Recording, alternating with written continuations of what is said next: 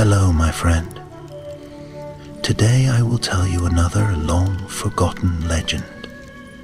Close your eyes and let the magic transport you to Middle-earth. Our journey begins.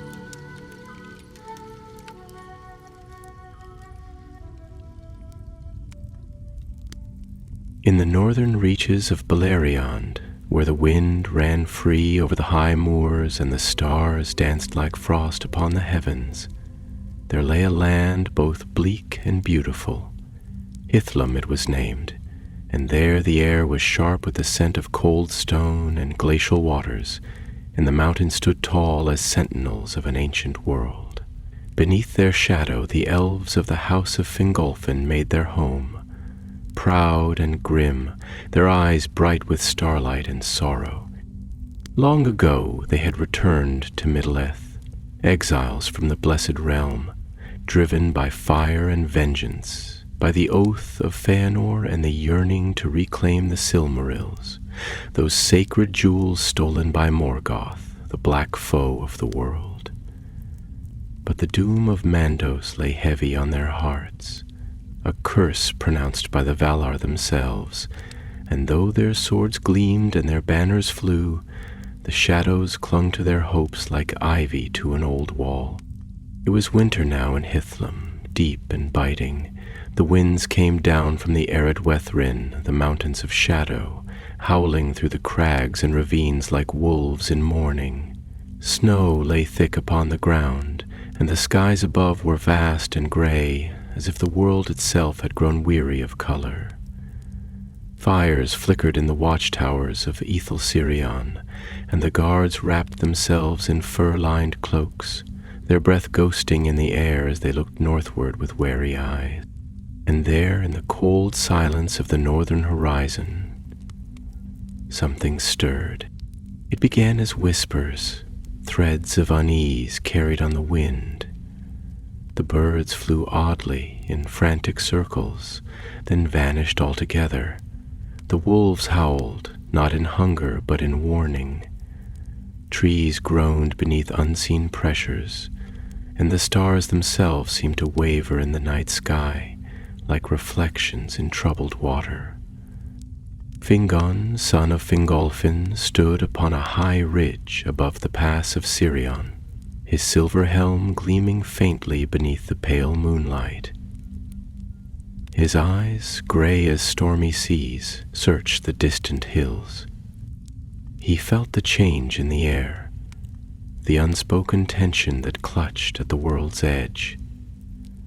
Though no trumpet had sounded, no scout returned with tale of invasion, still his heart stirred with foreboding. "They gather," he murmured, the words barely escaping his lips. "Beyond the arid Ingren, they gather like storm clouds." Beside him stood one of his captains, a Noldor of quiet bearing named Angandir, whose voice was ever slow and low like deep water over stone. "The North has ever brooded thus," he said, his eyes scanning the same empty plains. "But I too feel it now, the silence before the scream." Fingar nodded. "Send word to my father. The winds do not lie. Morgoth is restless." Far to the west, in Barad Ethel, the fortress upon the shore of Lake Mithrim, Fingolfin brooded in his great hall. The king of the Noldor was a figure carved of will and sorrow, his crown simple yet solemn, his gaze deep as the dark sky. When word came from his son, he closed his eyes and listened not with ears, but with the weight of years and the weight of doom. He rose from his throne, his sword Ringil at his side, its blade long and bright and cold. "Let the watch be doubled," he said to his guard, "and summon all who ride under my banner. The time of stillness is past." The halls of Hithlum stirred like a waking dream. Fires were kindled, horns echoed in the cold night, and the elves gathered in quiet purpose. They did not speak of fear, but it walked among them nonetheless, silent as snowfall. Far beyond their walls, beneath the darkened skies of the north, in the iron-pitted plains before Angband, Morgoth moved. Within his throne hall, deep under Thangorodrim, the first Dark Lord watched through his sorcery and spies, and his malice burned hot in the veins of the world. He had not forgotten the Noldor, the defiance of Feanor, the pride of Fingolfin, the songs of defiance sung beneath his very walls. Long had he brooded, healing his wounds, rebuilding his strength, and now, as the long night of winter deepened, he unleashed his will. From the forges of Angband, the hosts of orcs poured forth like black water, iron-clad, cruel-eyed, with blades notched and rusted. They came by the thousands. Their breath steamed in the cold, their voices howled through the dark, and their war drums pounded like the beating of a vast, hateful heart. At their head rode captains in black mail, their eyes gleaming with the fire of hatred. They moved not swiftly, but with dread purpose, through hidden passes and secret tunnels, through the winding paths of the Iron Mountains. From the north they would descend, through the frozen highlands that no elf had dared patrol since the Dagorg knew in Gileath. The battle under the stars. Morgoth remembered that battle, and the pain it had brought him, and now he sought to answer it with fury and frost. Still the night gave no warning. The stars shone cold and bright. The land slept, and the watchfires burned, and Fingolfin stood upon his walls, silent as stone. But deep in the earth, beneath the snowy slopes, the orcs crept, and soon all Hithlum would awaken to war. The wind howled through the heights of Hithlum like a restless spirit, dragging snowflakes in its wake that danced and whirled as if caught in some ancient rhythm only the land remembered. Above the icy spires of the arid Wethrin, the stars hung like eyes, distant and unwinking, cold in their brilliance, like silent witnesses to the slow unfolding of a fate too heavy for any one heart to bear. Beneath that frozen sky, Fingon stood still upon the ridge, his cloak caught by the wind like a banner defying the dark, and his thoughts wandered far from the world of flesh and stone and into the hidden corridors of memory and omen. Beside him, Angandir shifted, not from discomfort but in contemplation. The cold did not trouble them. Elves of the Noldor were made strong and enduring, but the stillness did. For it was not the stillness of peace, but of something that waited, something that withheld its breath.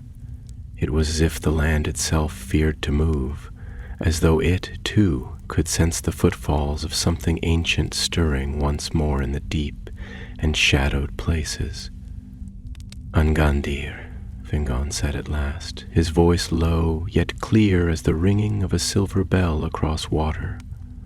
Tell me, do you ever feel the weight of it all pressing upon your soul? Not the burden of duty or of arms, but the heaviness that lies beneath. The knowledge that every step we take in this long twilight is like walking upon the edge of a blade drawn by hands older than stars. Angandir did not answer at once. He looked eastward, where the highlands dipped into a shallow valley, and the moonlight lay like spilled milk upon the snow, and he thought long before speaking. There are times, he said slowly, his voice like the first drop of rain upon parched stone, when I believe the very soil remembers the wars that came before us, that it drinks in the blood of each age and weeps in silence beneath the frost. We walk upon a grave, Fingon, not of elves or men, but of peace itself. Fingon nodded, his expression unreadable, carved of both steel and sorrow. "It is strange," he murmured, "how silence speaks more loudly than the clamor of battle. I feel it now, like a breath held too long. The world trembles, not with sound, but with the absence of it." A pause before a scream. He turned his gaze northward, toward the invisible line where the mountains fell away and the iron plains of Ardgalen began. In his heart, the cold was no longer only of wind and winter. It was a cold seated by doubt and watered by fear, a cold that curled like smoke around the edges of resolve. "I remember," he said, "when we first marched from a man. There was such fire in our hearts then, righteous and wild, the flame of vengeance cloaked in the name of justice. And yet, now I wonder whether the fire has not turned inward, consuming us slowly from within, until we are but embers pretending to be stars." Angandir bowed his head, his long fingers clasped before him like the limbs of an old tree in prayer. "The doom of Mandos follows us still," he said, "not only as a curse, but as a question. What do we become when we chase vengeance longer than we have chased peace? What light remains when the Silmarils are no longer within reach, and the only fire is the one that burns our own hands?" Fingon said nothing to that. There were no words left to shape an answer. Only the wind and the snow and the wide and silent dark. The next morning dawned not with golden light, but with a pale and sickly glow, as if the sun itself were reluctant to rise upon a world it barely recognized. The sky was a smear of gray, heavy with the threat of more snow, and the air hung thick with that peculiar stillness that seems to come before disaster. A kind of hush, as though even the birds had forgotten how to sing. In the great hall of Barad-Eithel, Fingolfin stood before the map of the north, his fingers brushing its surface like a sculptor, feeling for the shape hidden in stone. He did not speak for a long time, and when he did, it was as one who speaks to himself as much as to those around him. "This land," he said, "is a cradle and a tomb. It holds us, warms us with its fires, feeds us with its waters, yet it waits, always to swallow us again. Hithlum is beautiful in the way a storm is beautiful, vast, wild, and indifferent. It will not save us. It will only reflect what we become in its shadow." At his side stood Arvaldir, the eldest of his counselors, whose hair was white as frost and whose voice was worn smooth by centuries. "Then we must become what the land needs," he said, "even if it breaks us." Fingolfin turned to him, and in his eyes there was no fear, only the sadness of one who has looked too long into the mirror of fate. "It will break us," he said softly. "But breaking is not the end. It is how the light enters what was once whole." He looked again to the map, his gaze lingering on the northern reaches. "The attack will come through the Lameth Pass," he said at last. "Morgoth is cunning, but not subtle. He will send his beasts not by stealth, but by force, wrapped in the storm, beneath the cover of darkness and despair. He knows the heart of winter wears down the heart of warriors." There was a pause, then the soft chime of wind through the great windows as a snow-laden gust brushed the mountains. "Send word to the watch," Fingolfin said. "Let them ready the horns. Tonight the wind shall carry no peace." Outside the clouds thickened.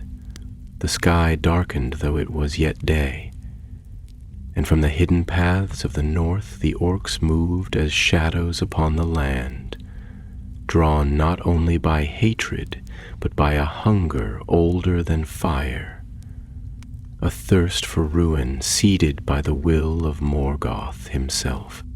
And Hithlum, wide and white beneath the coming storm, lay waiting. Snow fell in whispers, like the shedding of old memories, and the sky above Hithlum deepened into a gray so profound it felt more like the slow closing of a lid over the world than a simple veil of weather.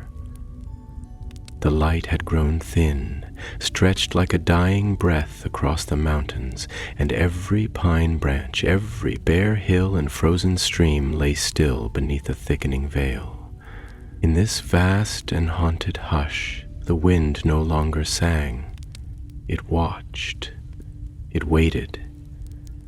It curled through the mountain passes and into the narrow gullies with a sentience that seemed to carry the weight of something older than speech, older even than the stars themselves. It was not simply weather now. It was the voice of the land, rising from deep places to bear witness to what was coming.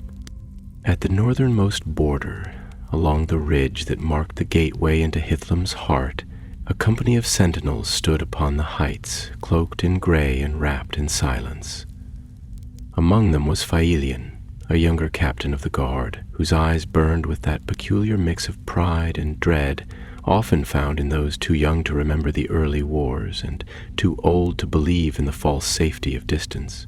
He stood at the edge of a frost-slick ledge, peering down into the shadowed vale beyond, where the land dipped toward the unseen north. One of the scouts, a solemn figure named Berendir, returned from the lower trail, his breath clouding in the frigid air like pale smoke. "There is movement," he said, "but not as one who brings news." His voice was more like the tolling of a bell, a soft and final knell. Silmarillion turned, his expression taut with something more than alarm. It was the strained patience of a mind already counting consequences. "How many?" he asked, though he already knew that Berendir would not answer with numbers. Numbers, after all, are for ordinary matters. This was no mere band of raiders. Berendir's eyes shifted toward the northern sky, and when he spoke, his words came slowly, as though drawn from a depth he had not wished to look into. "Too many to count and too ordered to mistake. They move like thunder beneath the earth. The snow carries their weight like ash upon fire. They do not conceal their path, for they no longer believe they must." Silmarillion felt his stomach turn, not from fear of death. Elves do not fear such things as men do, but from something more profound, more unnerving. He felt as Fingon had felt, as Fingolfin now surely knew, that this was no simple sortie, no test of the defenses or reckless raid. This was a reckoning, years in the brooding, a reply whispered from the darkest pits of the world to a challenge uttered long ago beneath brighter skies. "They come as if summoned by the land itself," Silmarillion murmured, not really to Berendir but to the wind. "As if Hithlum's bones cry out for battle once more, tired of holding their peace. Perhaps the very stone remembers the footfalls of Morgoth's legions. Perhaps the snow trembles not with cold, but with recognition." Berendir's voice dropped even lower, more thoughtful now, as though unraveling something internal. "It is said that the land of Arda bears the wounds of all wars, that beneath every green field lies a memory of fire, and beneath every river a history of weeping. The trees do not speak of these things to us, not because they have forgotten, but because they remember too well." Silmarillion turned from the edge and looked toward the south, where the towers of Barad Ithil stood hidden beyond ridges, veiled in distance and flurries.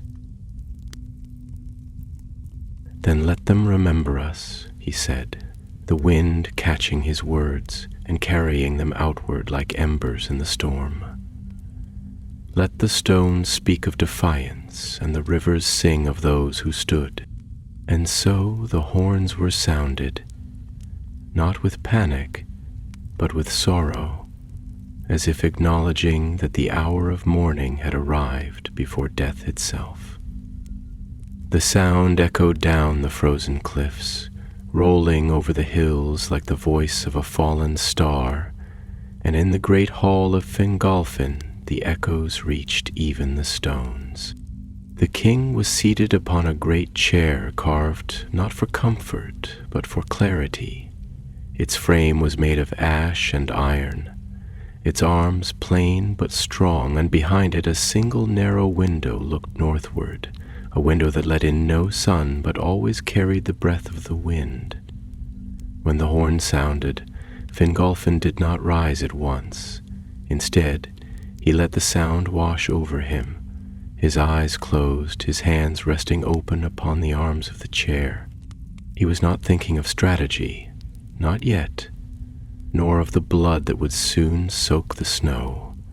He was thinking of fire, not the fire of torches or forges, but the kind that lives in the marrow of those who walk in darkness and choose not to flee, the fire of resilience, the fire of defiance, the fire that flickered within him still, though time and sorrow had tried long to snuff it. "I hear it," he said softly, though no one had yet spoken. "I hear the silence breaking." Nearby, his steward, Callandor, hesitated. "Shall I summon the captains?" he asked. But Fingolfin only opened his eyes and looked toward the window. "Not yet," he replied. "Let them feel the weight of the moment. Let the land speak. Let the mountain tell them what awaits. There is wisdom in standing still before the tide." Callandor, used to his lord's ways, nodded without question. He knew that Fingolfin did not mean to waste time, but to gather it, to press it like wine and drink from it the clarity that only such silence could offer. The king rose slowly, his cloak sweeping behind him like the shadow of a mountain at dusk, and he stepped toward the narrow window. He looked north, and what he saw was not the coming horde, for they were still hidden by distance and storm.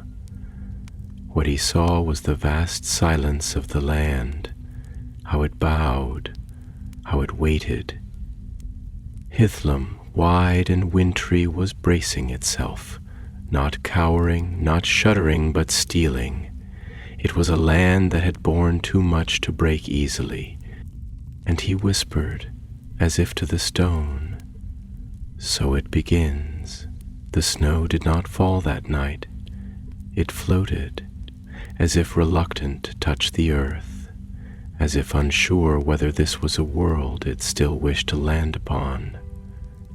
Each flake, delicate and slow, seemed to hesitate in the air, suspended in a moment that trembled on the cusp of becoming history. The stars above were shrouded in veils of drifting frost, and the sky held its breath, a canvas of deep, sorrowful gray, neither night nor dawn, but some ancient silence between. In that half-light, the land of Hithlum seemed not merely asleep, but waiting. Its mountains curved like the backs of great slumbering beasts, its rivers muted under layers of brittle ice, its forests creaking with the language of old wood disturbed by memory rather than wind. Fingon walked alone beneath the boughs of a grove near the watchtower of Mithrim, where the trees leaned in close together as though whispering secrets passed down since the first days. His footsteps were nearly soundless, save for the soft crush of snow beneath his boots. Around him the cold was alive, not cruel, but present, in the way a watcher stands silent in the corner of a hall.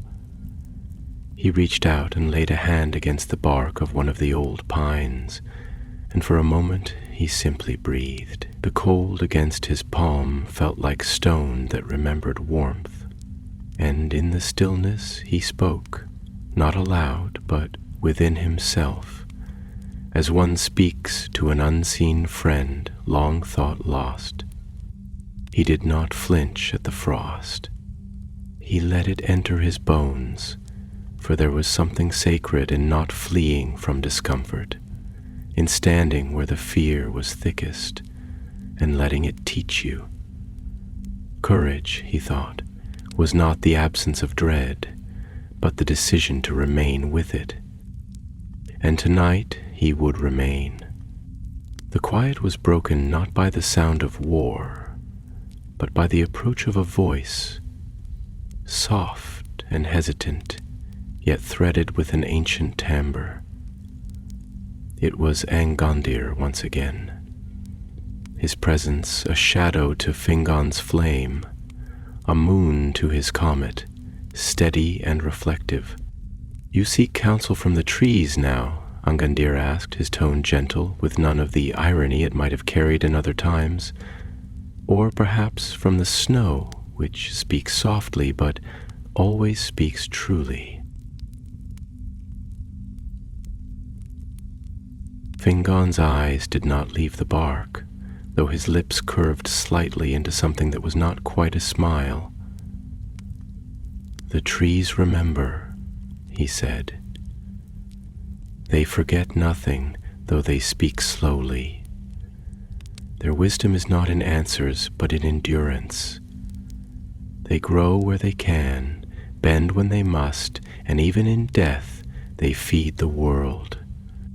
Angandir stepped beside him, looking not at the trees but at Fingon, and his voice dropped, not out of secrecy, but reverence. "And what have they told you tonight, these quiet elders of wood and time?" Fingon at last turned to him, and in his face there was no fear, only a great and aching clarity. "They tell me that this land has seen more winters than I have songs to sing of them. They tell me that suffering is not the end of beauty, but often its beginning. And they tell me that we are not the first to stand on the edge of a long night with fire in our hands and trembling in our hearts." There was a pause between them, not heavy, but thoughtful, like the silence shared between two bards before a tale is sung. "You speak of fire," Angandir said slowly, "and yet we walk beneath snow. You speak of trembling hearts, yet yours does not waver. Tell me, Fingon, do you believe we can withstand what comes?" Fingon's breath left him in a long stream that curled into the cold like smoke from an ancient censer. "I believe," he said, "that the battle is not merely on the fields, it is in us.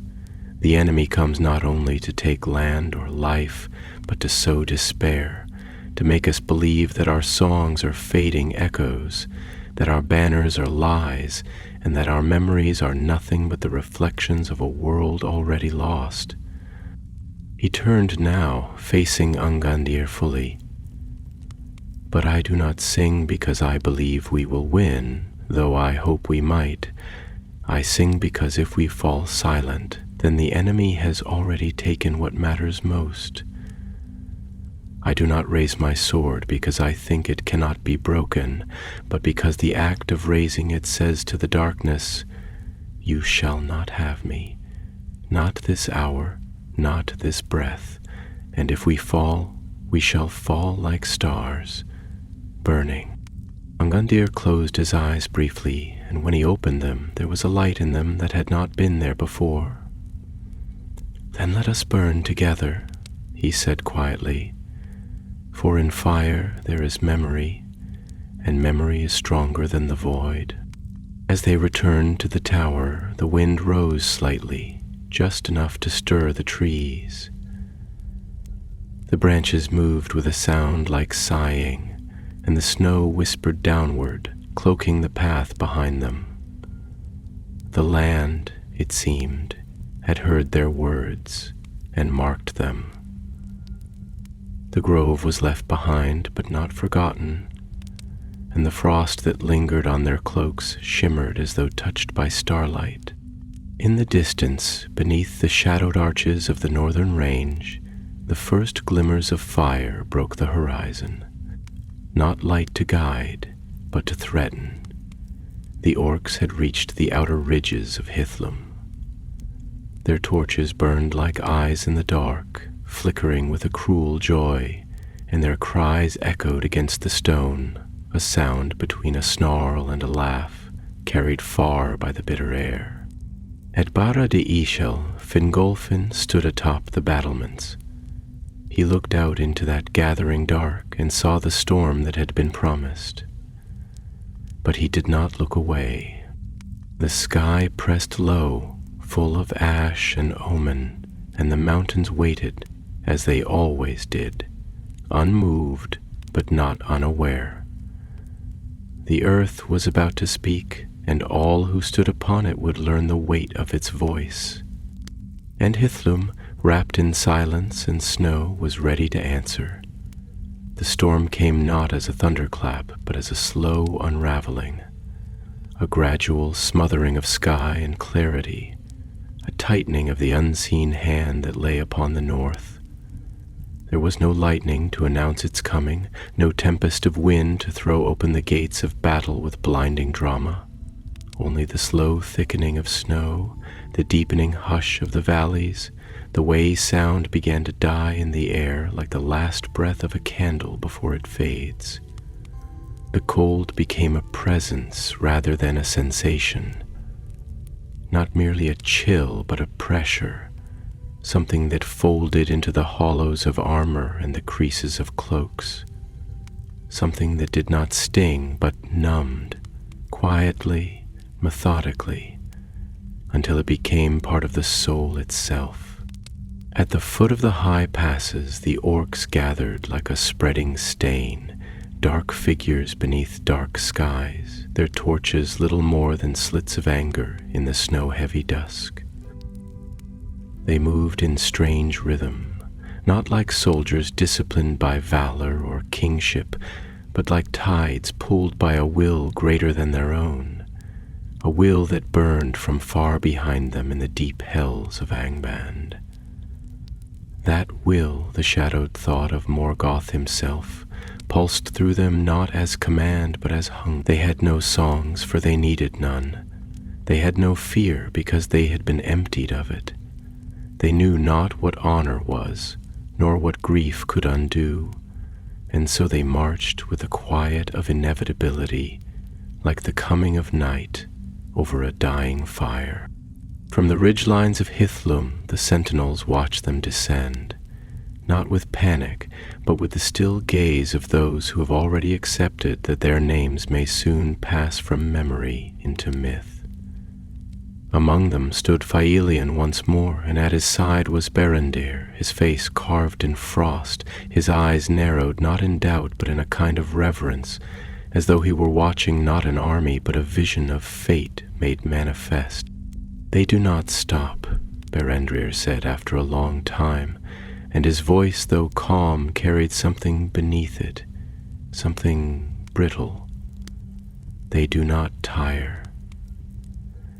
It is as if the mountain births them, as if they are not coming from the north, but from the earth itself."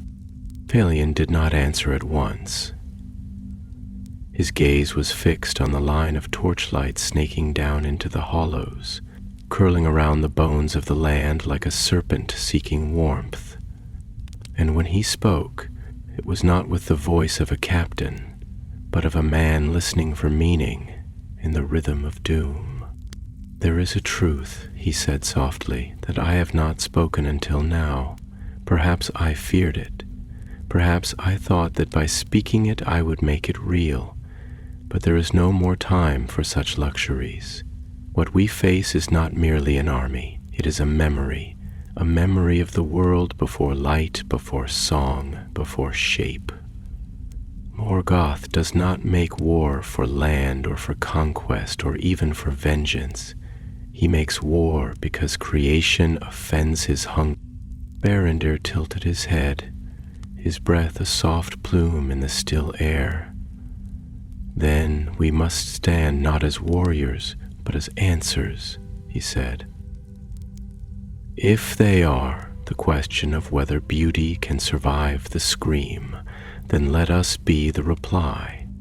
And far behind them, the horns of Barad Ithil cried out, not sharp or urgent, but long and low, a lament more than a warning, a sound that fell upon the snow like the toll of time itself. The call echoed through the valley and up into the white heights, and in its wake came the stirring of banners, the clatter of hoofs against stone, the glint of polished steel half buried in frost. The Noldor were moving, and in their movement the silence began to change. In the citadel, Fingolfin stood armored now, not in the ceremonial elegance of court, but in the raw splendor of war. His mail forged in Valinor before the sun ever rose, woven with the glimmers of starlight and the sheen of forgotten oaths. Ringil, his sword, hung at his side like a frozen flame, and as he descended the steps of the tower, his tread left no mark upon the stone, though his presence pressed upon all around him like the weight of winter upon the boughs of a dying tree. He found Fingon already mounted, his helm tucked beneath one arm, his hair caught in the wind like the edge of a banner yet unfurled. Their eyes met, and for a moment the world itself seemed to slow. "My son," Fingolfin said, not loudly, but with a depth that wrapped around every word like a mantle. "Are you ready to speak with the darkness in the only tongue it understands?" Fingon met his gaze without flinching, but there was no arrogance in his eyes, only the clear flame of conviction made stronger by sorrow.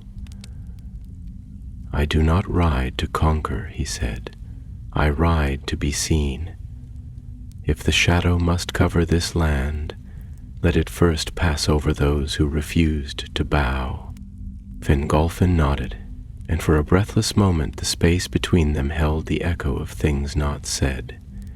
The pride, the fear, the love buried beneath 1,000 years of war and exile and duty. Then he turned, and his voice rose above the quiet, a call that reached into every heart like the toll of a great bell across the waters of time. "No door," he cried, and the host gathered before him stilled as one. "Long have we wandered, long have we fought, and long have we borne the weight of deeds both noble and grim. But now the land we claimed with blood calls upon us not to justify our presence but to defend it. Let the orcs come, let them howl and swarm and strike. We shall answer not with despair but with defiance. We are the memory of light in the dark, and we shall not be forgotten." The army lifted its weapons in silence, not with cheer, but with resolve. And as they turned toward the north, toward the coming wave, the wind stirred again, swirling through the trees and over the ice-slick stones, lifting snow in spirals like spirits roused from ancient rest. The first clash would come before dawn. But already the mountains had begun to remember. When the dawn finally came, it did not break as a triumphant chorus of golden light cresting the eastern hills, but rather crept in quietly, almost guiltily, like a forgotten guest arriving late to a funeral. The sky, smeared in bruised hues of violet and bone gray, offered no warmth, only a wan, diluted glow that filtered through the thick lattice of snow clouds and scattered light in strange, directionless shafts across the land. It was a dawn that did not sing. It whispered, and in that whisper, in the dim hush that preceded battle, there was a strange reverence, as if even the sun feared to bear witness to what was about to unfold upon the frostbitten plain. The Noldor stood in stillness, arrayed in disciplined silence upon the heights of Hithlum, their armor pale as winter steel, their cloaks rippling in the gentle gusts like the banners of forgotten kings. No drumbeat stirred their blood, no wild cry loosed their fury. They were a host of ancient grief and pride, standing not out of hatred, but out of memory, and the refusal to fade. Their eyes, keen and far-seeing, gazed down into the lowering mists where the orcs gathered in vast, shifting tides of blackened mail and smoke-choked breath. The field between them, once a valley of quiet stone and shallow frozen streams, was now a space held tense between will and destruction, a silent corridor where time itself seemed to hesitate, unsure whether to shatter or bend. Fingolfin stood at the front of his lines, tall and silent, his breath misting faintly in the chill air. His helm, shaped like a crown of ice, caught the first slant of gray morning light, and his sword Ringil rested in his hand like a promise carved in crystal and fire. He said nothing, but those who stood near him could feel it, that strange stillness, that solemn, unshakable clarity that surrounded him like a mantle spun, not from cloth, but from the slow, grinding wisdom of mountains. And then, beside him, Fingon stepped forward, his voice low, but carrying across the hush like the song of a single bird at the edge of storm. "Father," he said, and the word hung in the air with more weight than a title. "I have often wondered whether we were right to come here, whether the road we followed from Aman was one of justice or of folly, whether the oath we did not swear has bound us nonetheless in ways more subtle than flame or steel." Fingolfin's gaze remained upon the valley, but his voice, when it came, was slow and thoughtful, like a stone rolled down from a high place. "There are no roads without shadow, my son.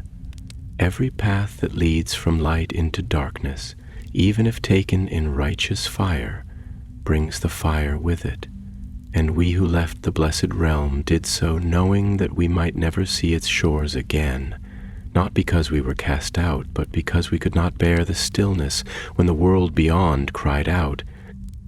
Fingon tilted his head, the wind catching his hair and setting it adrift like the banner of a ship caught in timeless waters. "And now that we are here, now that the enemy comes in truth and fury, what remains of that fire? Does it burn in defiance, or has it become a cage?" Fingolfin's eyes, ancient and clear as the first stars, turned to meet his son's. "It is both. It always has been. But we are not bound by the fire alone. We are bound by memory, Fingon, by the memory of the light we lost and the light we still carry. And that memory is stronger than the enemy's hate, because it does not consume, it endures." A hush followed, as if the wind itself paused to consider those words, and then a horn sounded, not theirs, but from the valley below, a shrill, jagged note, like iron dragging across stone, like a scream sharpened into ritual. It came from the orcs, from the shadowed hosts now advancing in slow waves across the frozen riverbeds, their torches flickering like the eyes of 1,000 nameless beasts. The Noldor did not move. Not yet. Fingolfin raised his hand, not as a signal of attack, but as a gesture of recognition, acknowledging the moment, bowing to its weight. And when he spoke, it was not as a war leader, not even as a king, but as a voice woven into the long song of Middle-earth. "Let them come," he murmured. "Let them come like the tide of night. We will not meet them with rage, but with memory. And they shall see in our eyes not fear, but all the stars we have carried with us through the dark." And so the battle began. The orcs advanced like a flood of claws and rust, their blades jagged, their mouths open in snarling hunger. They did not charge as men do, or even as beasts. They moved like the breaking of a dam, a force too old and deep to be turned aside by mere defense. Their shrieks filled the air, rising into the sky like sparks from a pyre, and the light the dawn had offered was swiftly smothered by the smoke of their fury. But the Noldor did not flinch. When they moved, it was with the precision of wind through stone, with the grace of memory turned into motion. Their blades gleamed as if catching fire from within, and their voices, though few, rose not in war cry but in song, a song of ancient valor, of lands lost and names still remembered beneath starlit trees. The clash, when it came, was not chaos. It was a reckoning. Steel rang against steel, and the ground shuddered beneath the weight of old wrath renewed. The snow turned red not in splashes but in rivers, and still the Noldor stood, not out of pride but because they could not do otherwise. They had seen too much, remembered too much, loved too deeply. They could not bow. And the land, though bloodied, seemed to rise with them. The hills caught their echo and threw it back tenfold. The trees shivered and leaned forward as if straining to witness. Even the wind, wild and vengeful, began to circle them in fierce reverence, as though it had found something worth defending. And in the heart of that storm of blade and breath, Fingon fought, not for glory, not even for vengeance, but for the right of memory to exist in a world grown heavy with forgetting. He moved as if each stroke was a word in a poem written not with ink, but with purpose, and every orc that fell before him did not fall to wrath, but to the sorrow of one who has seen the stars fade behind the smoke. The snow did not cease, but now it fell thicker, faster, as if time itself had cracked and all the years they had fled were now descending at once. And in that maelstrom of light and ash, Fingolfin raised Ringil high, and the blades sang, a note clear and piercing, like the final cry of a world unwilling to vanish without witness. The mountains heard it, and they remembered. The snow now fell in veils rather than flakes, not descending but drifting, as though it were drawn not by gravity but by sorrow, pulled downward by the weight of memory in the air. It softened the outlines of the slain, blurred the sharp edges of shattered swords and broken helms, cloaking the fallen in the first shroud of mourning. It was not cold now. It was still and sacred and terrible in its quietude. The battlefield, once filled with the noise of iron and anguish, had grown hushed again, save for the groans of the dying and the sigh of wind tracing its way between bodies, as though in search of names not yet spoken aloud. The land, for all its hardness, had become a cradle for both courage and grief. Fingolfin stood in the aftermath like a stone newly carved by storm, his sword arm lowered but not yet at rest, his eyes unfocused, not from weariness but from the weight of thought, from the burden of having borne witness again to that which no heart should be asked to endure more than once. The snow clung to his cloak in glittering sheaths, turning it white, almost bridal, as though he had just been wed to the sorrow of the world. His breath came slowly, visible in the air, curling upward like incense from a ruined temple. And when he turned to see Fingon limping toward him through the mire, blood-streaked but upright, his expression did not change, but something inside him, quiet and vital, released a breath he did not know he had held. Fingon paused only a few paces away, his sword dragging behind him, not because it was too heavy, but because it no longer needed to be lifted. He was spattered with the ink of war, blood not his own, and ash from fires not yet fully quenched. His voice, when he spoke, was low and hoarse, but not defeated. It carried the rasp of one who had screamed, not in pain, but in memory. We held, he said, as though the words themselves were uncertain of their right to exist, as if he were offering not a report but a question to the earth itself. We stood, and they broke upon us like waves on stone. But I do not feel victory, only that something has been spent, a coin I did not know I carried, paid now in full. Fingolfin nodded slowly, and his response was not immediate. He turned away for a moment, looking out over the field that had once been a valley of silver frost, and now lay dark and red beneath the snow, as though the land itself had bled. There is a kind of silence that only follows battle, he said at length, his voice slow and layered like the first movements of dawn. Not the silence of peace, nor of fear, but the silence of witnessing. It is as if the world pauses, not out of reverence, but out of shock, as if it must remember how to move again, how to breathe in a space now saturated with echoes.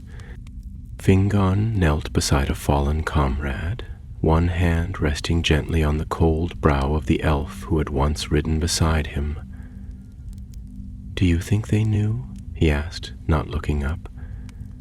"Do you think, in that last instant, they understood what they were dying for? Or were their thoughts filled only with the fear of the moment, with the confusion of pain, the surprise that death was theirs and not another's?" Fingolfin's eyes did not soften. He had long ago lost the luxury of tears, but his voice bore a weight that filled the air between them like a curtain. "We never know, Fingon, not truly. We tell stories to make meaning of it, to say they died bravely, that they saw the light of Valinor in their last breath, or heard the singing of the Ainur calling them home. Perhaps it is true. Perhaps it is only what we need to believe. But I think it is not the clarity of death that matters. It is the life lived before it, the choice made in the face of it. They stood. That is enough. The wind shifted, and with it came a faint, bitter scent, char and blood mingled with pine and the faint sweetness of snow. It stirred the trees lining the valley, those ancient pines whose branches now bore witness to the fallen. The trees swayed, not wildly, but slowly, as if bowing. Whether it was merely wind or something older, neither elf dared to guess, but both stood silently for a time, and in that silence something passed between them that words could not hold. "I saw one of them," Fingon said after a while, his voice thin but steady. "Not an orc, not like the others. He stood apart, armored differently, eyes like coal under ice. He watched, but did not fight, as if he were not part of the battle, but the thought of it, walking like a man. And when our lines held, he did not flee, he vanished." Fingolfin's gaze narrowed slightly, not in fear, but in recollection. "Morgoth has many hands, but few minds he trusts with his deeper thoughts. What you saw was no captain. It was a mouth, or perhaps a whisper made flesh. These are not battles for land. They are battles for the soul of memory. He watches to see if we falter, to see if the past can be shattered by the present." A pause. Then Fingolfin turned, placing one hand on his son's shoulder, the weight of it heavy not with command but with kinship. "You did not falter, nor did they. The mountains have heard us, the land has marked us, and though this valley bears the cost, it also bears the answer. In the distance, the sun made a half-hearted attempt to break through the veil of clouds, casting a faint shaft of light upon the blood-soaked snow. It did not warm, but it illuminated, and in that fragile beam a raven flew overhead, wings spread wide, a shadow upon the light. It called once, sharply, and vanished into the gray, and beneath that cold the wounded began to stir. As the sun crept slowly along the rim of the world, trailing pale gold like forgotten silk across the ragged veil of clouds, the valley of battle began to breathe once more, not with ease or comfort, but with the strained inhale of a world that must continue because it cannot end. The snow, once soft and graceful, had become dense and heavy, packed with the detritus of war. Blood that froze before it could sink, ash that mingled with ice like soot in a chalice of winter. The land bore its wounds with solemn patience, neither resisting nor surrendering, but merely absorbing the memory into its bones, the way mountains absorb the thunder of the skies without flinching. Among the wounded lay Magir, a young captain whose sword still clutched his hand even as unconsciousness wrapped around his thoughts like a second skin. His breathing was shallow, a whisper against the frost, and his brow, slick with both sweat and snow, furrowed not with pain, but with dreams, dreams of things too large for words and too ancient for the present moment. Trees that sang in a language forgotten even by elves, seas that shimmered with stars long since gone dark, a light behind the hills that had never touched this side of the world. And within these dreams there was a voice, soft but insistent, saying not his name, but the idea of it, calling not the soldier, but the boy he had once been, the part of him that had gazed at the stars and thought them gentle rather than distant. Beside him knelt a healer, not dressed in the garb of ceremony, but in the plain gray of one who works quietly beneath a burden of unrecorded necessity. Her name was Miriel, though few knew it, and fewer still used it, for names in times of war are often reduced to functions, and she had long since accepted the trade. Her hands moved with calm urgency, binding wounds and whispering soft spells of starlit memory to keep the spirit from slipping too far into shadow. But as she worked, her eyes flicked upward, not to the wound, but to the sky, which was changing.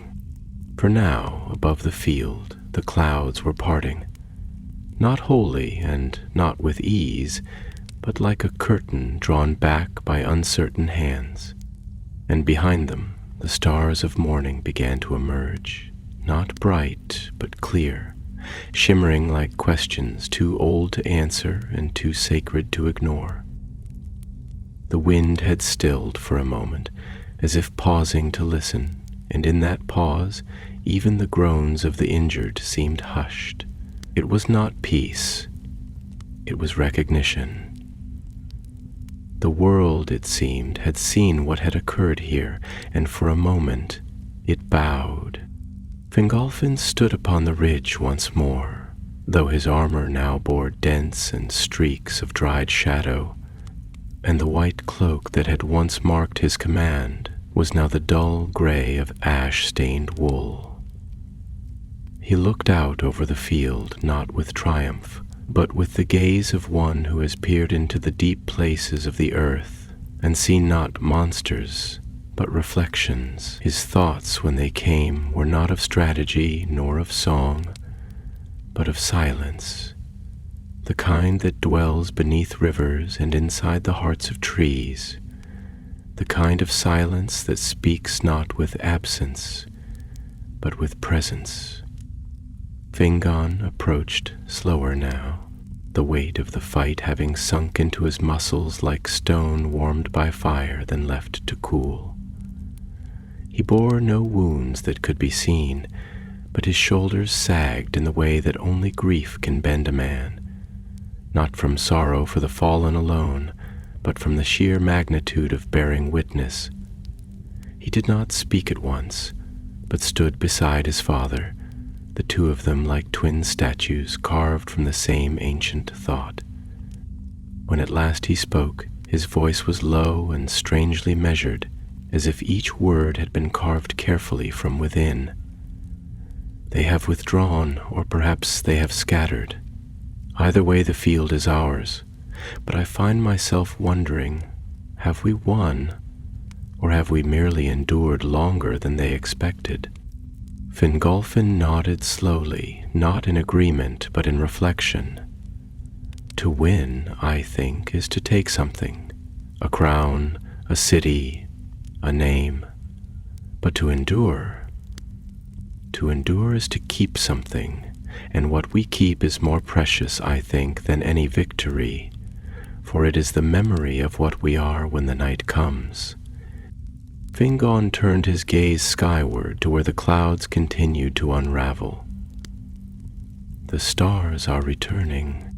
Yes, said Fingolfin, his voice distant. They always do. But they do not come to save us. They come to witness us, to see whether we are worthy of remembrance. They are the eyes of the world's past, watching its future. Fingon was silent for a time, then asked, "And are we?" Fingolfin did not answer, not with words. He raised his eyes toward the heavens, and for a moment he seemed not a king nor even a warrior, but a child of the stars, gazing upward not in command, but in longing. Down in the valley the fires of the Noldor burned low but steady, casting long shadows across the ground. The wounded lay in neat rows now, attended by silent hands, while the dead had been gathered and covered, each one named aloud before being wrapped in the cloaks they had worn in life. No death was anonymous, not here, not among the Noldor. Memory was their inheritance, and even in death it was honored with ceremony. And beyond the ridge, deep in the shivering dark of the northern passes, Morgoth stirred. He had watched, not with eyes, but with the deep, patient malice of a mind that spanned ages. He had seen his legions break, seen the light rise in defiance where he had sent shadow to smother. And though he had not joined the fray, though his form had remained within the burning iron halls of Angband, his will had been present. It had moved with the orcs, slithered through their thoughts, driven them like cattle toward the flame. And now it recoiled, not in defeat, but in consideration. There would be other battles, there would be other winters, but this one would be remembered. Night returned to Hithlum not as an ending, but as a soft resumption of breath, a drawing in of the great dark lungs of the world, exhaling silence and frost across the plains where blood had mingled with snow and time had for a while held its breath. The stars above, no longer veiled by war's smoke or winter's gauze, shone clear and countless, like lanterns lit by unseen hands in the vast canopy of the heaven. They did not blink. They did not flicker. They simply looked down, eternal and unmoved, as if the cries and clash of battle were but a distant murmur to their deep and ancient watching. And below, the land did not weep, for it was too old for weeping. It simply remembered. In the camps of the Noldor, beneath high ridges and hollowed stone, the fires still burned, though low, casting long, wavering shadows across sleeping forms and resting warriors, their cloaks drawn tight. Their dreams folded in silence. There was no feasting that night, no song of triumph, only the soft clink of armor being removed, the rustle of bandages being tied, the murmur of healers humming half-forgotten lullabies, as if sound itself had to be gentle now, lest it disturb the delicate thread of calm that had settled like snow over everything. Fingolfin sat apart from the rest, wrapped in a cloak dark as the night itself, with the stars reflected dimly upon its folds, like a memory of the sky stitched in shadow. He sat upon a stone outcrop, where the valley spread out before him like an open wound, and in his hand he held no weapon but a small carved token, a piece of driftwood shaped like a ship, smoothed by time, worn by the sea. He had found it long ago upon the shores of Mithrym, before the first battle, before even the full weight of their exile had come to bear. He turned it slowly in his hand, as one might turn a thought too heavy to name. Fingon approached quietly, his footsteps soft against the frost-hardened earth, and when he sat beside his father he did so without speaking at first. The silence between them was not strained. It was full, as though both men were part of the same thought stretched across two hearts. When Fingon finally spoke, his voice was low, measured, each word unfolded carefully like cloth drawn from a forgotten chest. "I have wondered," he said, "what it means to survive a thing like this, not just in body but in spirit. It is a strange thing, to stand where others have fallen, to walk through the echoes of their last breath. I feel as though I carry not only myself, but pieces of all those who can no longer speak. Their silence becomes my burden, their absence my shadow." Fingolfin did not answer immediately. He held the carved ship a moment longer, then placed it gently on the ground between them, as though offering it not as an object but as a metaphor, something to be understood, not merely seen. His voice, when it came, was slower than usual, almost like wind moving through old stone. "There is no survival without grief," he said. "To endure is not to escape pain. It is to take it into oneself, to make it part of one's own shape. We are not what we were before this battle, Fingon, and we will never be again. That is the truth of war, not the victory or the loss, but the transformation. And the transformation is always carved in sorrow." He turned to his son, his gaze steady though touched with that deep, inexpressible weariness that comes not from the body, but from the soul. But there is a gift hidden in grief, though cruel in its giving. It roots us. It reminds us that love once existed so fiercely it dared to fight, to fall, to be extinguished. We do not weep because we are weak. We weep because we are full. Full of what was, full of what might have been, and that fullness, Fingon, is what gives our silence meaning. The wind stirred then, gentle as a breath against the skin, carrying with it the faintest scent of pine and cold iron, of mountain mist and ash.